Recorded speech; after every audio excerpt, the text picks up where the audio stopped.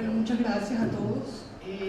Después de haber escuchado estos distintos puntos de vista que nos plantearon los expositores, queda una pregunta al aire. ¿Qué hacer? ¿Qué hacemos los venezolanos con los hechos del 11 de abril? ¿Qué hacemos individualmente los que padecieron injurias físicas o perdieron la vida? ¿Y qué hacemos los venezolanos como colectivo, como sociedad? ¿Cómo arreglamos el relato donde nadie está de acuerdo con nada y donde todo el mundo siente que hay una injusticia de por medio? Eso plantea dos problemas fundamentales: el problema del relato y el problema de la justicia. En cuanto al relato, se ha hecho referencia ya aquí por algunos, es sumamente importante que una sociedad tenga puntos en común sobre su pasado. Los venezolanos, a pesar de la colonización, por ejemplo, estamos bastante de acuerdo en que sucedió en la Guerra de Independencia. Hay unos que hablan de ese periodo histórico en forma más hiperbólica que otros, más exaltada, pero básicamente todos estamos de acuerdo. Ese consenso en torno a nuestro pasado se empieza a romper cuando se cuestiona abiertamente el periodo de la democracia de partidos en Venezuela y empiezan grupos de los años 60 que fueron derrotados por las armas políticamente, empiezan a respaldar un proyecto autoritario que reivindica la violencia como forma política. ¿Qué sucedió en ese caso y por qué es tan importante lidiar con el pasado? Es que para una generación como la mía, que nació ya bajo la democracia, nosotros todos pensamos que la pacificación política en los años 60 había sido suficiente como para pacificar, valga la redundancia, el país y incorporar a la vida política, cultural y académica de los ex guerrilleros, y no fue así. Tal no fue así que cuando Soto Rojas tuvo la oportunidad, siendo presidente de la Asamblea Nacional, de pasar una ley contra el olvido, él lo que hace con esa ley, eso no es una justicia transicional ni una justicia a secas, es una ley para reivindicar la lucha armada y la actuación de esas personas armadas, porque a esa comisión que está en el Congreso, por ejemplo, no puede ir la esposa de un policía que fue asesinado en el periodo de la insurrección. Cuando suceden procesos de justicia, la justicia tiene que ser equitativa para todas las partes. Cuando se hace justicia solamente para reivindicar a una de las partes, no hay justicia. Pero eso también indica que ese capítulo no estaba cerrado. Y obviamente, uno de los puntos en un cuadro de ofensa generalizada, de agravio generalizado, que ha dejado estos 14 años de gobierno, el punto de inflexión es el 11 de abril. Con el 11 de abril nadie está de acuerdo con nada. Nadie está de acuerdo con los juicios que ha habido. El propio presidente tildó con una palabra soez la decisión de la Corte Suprema de Justicia. La mitad del país no está de acuerdo con el tratamiento que se le dio a los juicios de los comisarios y otros policías más anónimos. En fin, la justicia no ha servido para cerrar heridas ni para establecer verdades. Y tampoco las instancias internacionales. Los casos que han llegado a la Comisión Interamericana de Derechos Humanos y a los sistemas internacionales de protección de derechos humanos no han sido suficientes para esclarecer los hechos y para ponernos de acuerdo. Por eso es algo sumamente importante el que los venezolanos afectados, reconozco aquí algunos de ellos, puedan presentar su relato de cualquier lado. O sea, tiene que ser abierto para todo el mundo y que todo el mundo cuente su punto de vista y que se pueda reconstruir de una manera más o menos fehaciente lo que, hay que decirlo, el gobierno ha tratado muy eficientemente de eliminar. Por ejemplo, ya el profesor me pedía unos comentarios sobre el libro.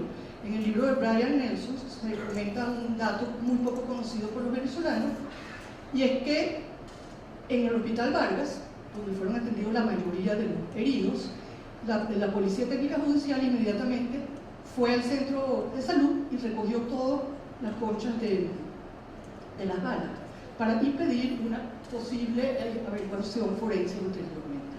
Y hay que decir también que ese día hubo solo 19 muertos por la acción heroica de los médicos chavistas y no chavistas del Hospital Vargas y por la cercanía del Hospital Vargas al Palacio de Miraflores. Hay 10.000 relatos y 10.000 incisos que involucran no solamente a lo que todos conocemos y a las personas de poder y de importancia como pudieron ser las élites que aquí se describieron, eclesiásticas, militar, política, empresarial, los relatos de la gente desconocida, de los que no tienen voz propia y de los que casi nadie se acuerda.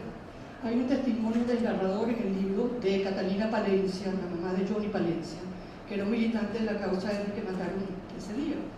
Y el gobierno ha tratado de cooptar ese muerto, y la señora no ha dejado que suceda eso, porque su hijo era de oposición. Y esa señora, que es una señora humilde que vive en un ranchito en los valles del Tuy, ha sufrido lo indecible para mantener una postura digna y buscar la justicia para la muerte de su hijo. Casos como eso hay muchos, y no se ha hecho justicia con nadie. El gobierno nombró una asociación de víctimas del 11 de abril, y todas ellas, o muchas de ellas, trabajan en el Palacio Miraflores.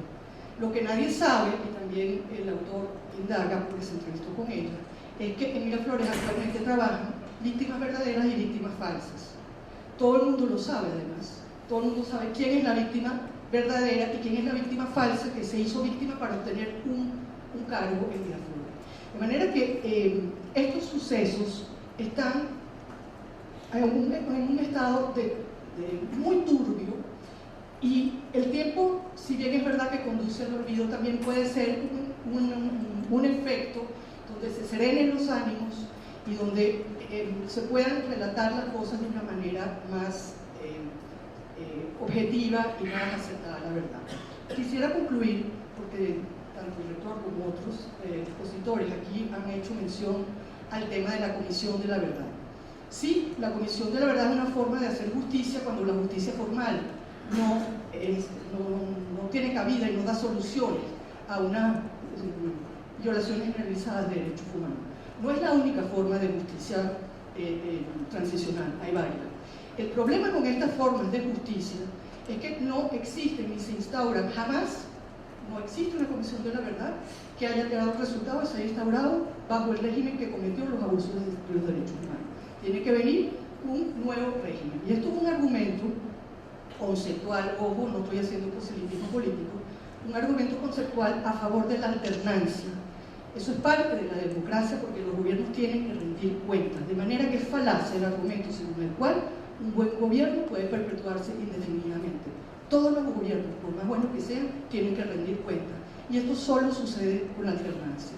De manera que aquí, y eso es una omisión tal vez en campo opositor, que no se habla de ese proceso necesario de reconciliación que tiene que venir, y donde tienen que participar absolutamente todos, porque muy pocos, por ejemplo, y eso se narra muy bien también en el libro, muy pocos en la oposición perciben como verdadero, como preocupante el temor que sentían los oficialistas alrededor del Palacio Miraflores. Ellos realmente creían que iban a morir. Entonces todos esos elementos tienen que ser tomados en cuenta, pero solamente pueden ser tomados en cuenta cuando haya un cambio en la cúpula que está en el poder, y cuando haya una voluntad de darle la suficiente autonomía a esa instancia que va a establecer justicia como para escuchar y terciar entre todos los bandos o todos los lados involucrados. A veces no se logra ese consenso en torno a ciertas figuras.